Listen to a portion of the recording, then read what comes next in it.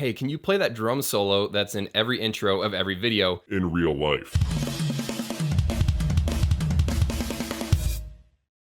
Hey, what's up? My name's Justin. Welcome to 65 Drums. Today's another episode of 65 Questions, the weekly show where we just answer user-submitted questions about the world of electronic drums. The first question from this week is from GHAVI, who writes, "Hey Justin, I want to get something I can carry in a bag to travel with and record ideas on the go. Would you advise the Alesis SamplePad Pro for this use? My idea would be to use it with both the kick and hi-hat controllers. So what are your thoughts on that? I don't know if maybe you've had experience with the DTX M12, the octapad, or the Roland spd-sx, but I think that would be kind of overkill for my use. Sounds actually don't need to be that good because I'm just going to connect it to Superior Drummer 3. Thanks again." Now the reason why Roland has two pads here is because they've decided to make two separate things.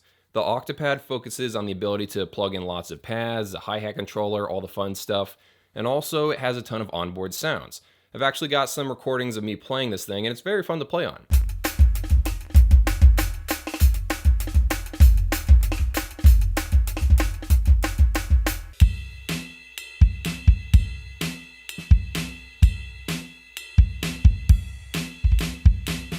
Meanwhile, the spd-sx, it's all about the samples. That's what it's made for, that's what it's designed for, and that's what major artists use it for. So Roland makes two pads for two separate types of drummers. Yamaha decides just to make one monster pad that can do nearly everything. The DTX M12 has the ability to import lots of samples and also the ability to plug in lots of pads, and it also has a ton of onboard sounds, even like keyboard type sounds. It's basically got a keyboard, sound engine in there. Now, the only thing to keep in mind is that this pad came out a long time ago, so the memory bank isn't as large as like the new spd-sx pads that are out there in the wild. But you're just gonna have to choose between these based on what you need to do. Okay, so that brings us around to the Alesis SamplePad Pro. This guy is a budget version of those Yamaha and Roland pads.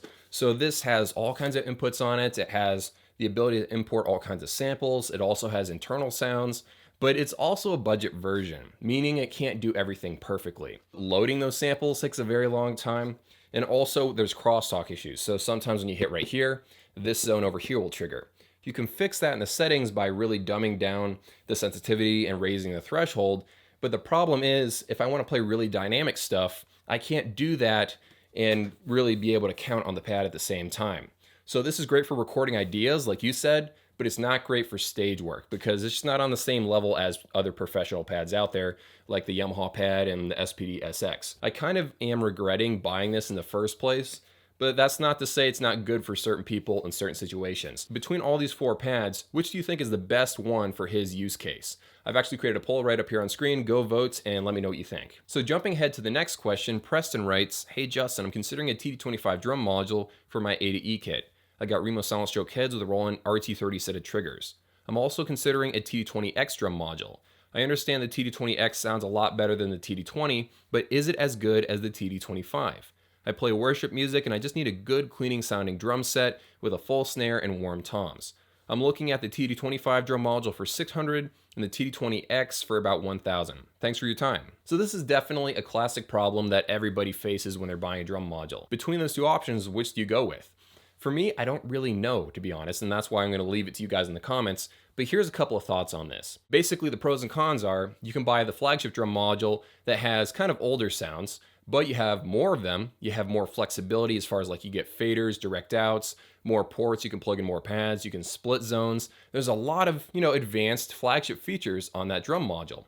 Meanwhile, the mid-tier drum module, it just has better sounds overall. It has fewer sounds, but the sounds are of a higher quality. For me, I do like the TD25 because the sounds are actually ripped straight out of the TD30 drum module. They don't have a ton of sounds in it. Actually, the TD25 is slightly disappointing for like a $3,000 drum set on the TD25 KVX. That drum module should not be on that drum set. But if you're just buying the drum module for $600 and you're going to put that on your A to E kit, I feel like that's a really good choice for that drum set. You have plenty of really solid sounds. You're going to get those warm toms and a really nice sounding snare. You're going to get everything you're asking for in your question right there. Meanwhile, the TD20, that is great because it has direct outs, it has a ton of editing options, it has a ton of sounds inside of it, and it's just a very flexible drum module. You can plug in more pads, make your drum set bigger. The TD25, you can't even like split zones. so you can't like double the amount of pads on your drum set. So in the end, it really comes down to what do you want out of a drum module? Are you an E-drum nerd? Are you gonna be messing around this drum module for like 5 hours a day and really trying to find the perfect sound? Then maybe the TD20X is a better drum module for you. But if you don't want to spend the extra $400 to get that drum module, and you're okay with less sounds but higher quality sounds, then I would take the TD25 personally. Now, one question that always makes me laugh is the question of, hey Justin, which drum module sounds better? Kit A or B? Does the Yamaha DTX 900M sound better than the Alesis Strike? Those types of questions. Sound is very, very subjective. All you got to do to decide this question is open up 2 tabs on your web browser and just switch back and forth between those tabs, listen to both those videos, and see which one you like the sound of more. By the way, as a quick side note, if you want to hear how good the TD20X drum module can sound, the channel M401, he's done a ton of drum covers with this thing. He's not using software, he's just using in-module sounds. And some of his songs, actually the TD20X sounds pretty darn good. It comes down to how well you can edit the sound sometimes, and that's why some people go to vexpressions.com and buy settings packs, or spend all the hours on their own and try to dial in a really good sound. But again, go check out his channel. He's got a lot of good drum covers on there. Bobcats commented on one of my videos and said, hey, can you play that drum solo that's in every intro of every video in real life? And I commented right back saying, obviously I can play it. I'm the one that recorded it myself 2 years ago. But then I actually tried to sit down and play it, and I realized I'd forgotten how to do that darn fill. But I actually helped myself out from beyond the, not the grave, from 2 years ago, because I had a really old series on my channel called Awesome Drum Fills. Man, these thumbnails were trash. Here we go. 2 years ago, they, let's see, 1, 2, 3, 4. I don't know how many of these awesome drum fill videos that I did. I think I also had a series called Awesome Drum Beats. I think I restarted the series again like half a year later too. I was trying to figure out what I was going to do with my channel back then, so I threw a lot of things against the wall, and some of these old videos, man, they were pretty terrible. Hi guys, my name's Justin, and I'm going to do a review for the Roland RT30 right here. I haven't seen a whole lot of reviews for this kit, so I thought that is an old video. Anyway, so this is my tutorial for myself on how to do this drum fill.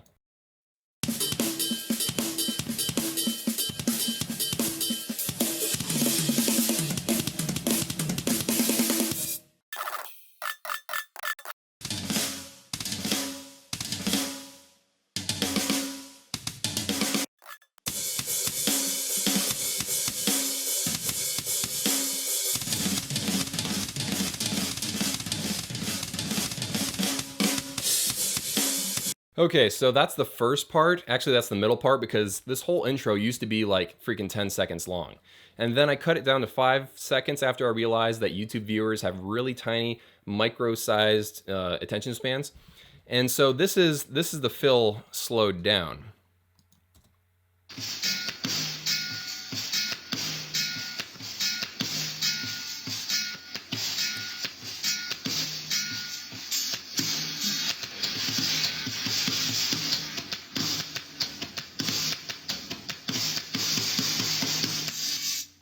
And that's my black and white drum logo.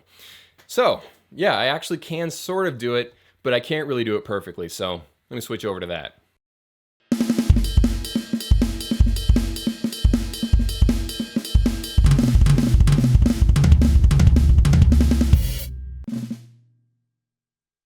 Now for me, it's really weird looking back on the channel and seeing videos from 4 years ago, because I feel like I was kind of a different person back then. I don't know. It's like going back on Facebook from 4 years ago and looking at photos of yourself. Oldest video I currently have on my channel is the Roland RT30 review. Man, that was really a long time ago. And then I've got kit examples. Those videos actually did pretty well. The Roland AirRecord app review, I actually recorded the intro wirelessly to an app on my iPod Touch.